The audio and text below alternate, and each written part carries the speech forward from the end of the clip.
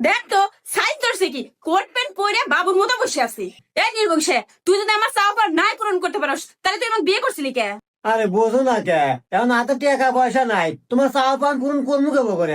এই নির্বংশে, তোর কাছে টাকা পয়সা থাকবো কি করে? তুই কি কাম কাজ করস নাকি কাম কাজ খোঁজস? খালি তো বসে বসে টিকটক করস। আরে কাজ কাম না পাইলে এখন আমি কি করবো কও তো? এই হারামজাদা! আরে আস্তে আস্তে আস্তে কথা কও, মান সম্মান দেবো আমার রে।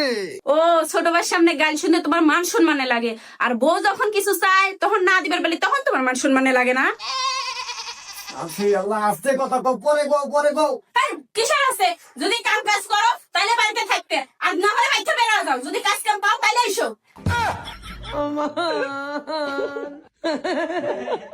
আমার মতো কি আপনারাও বেকার ঘরে বসে আছেন, কোনো কাজ কাম নাই, চাকরি নাই? যদি আপনার কাজের প্রয়োজন হয়, যদি চাকরির প্রয়োজন হয়, অবশ্যই আপনারা যোগাযোগ করতে পারেন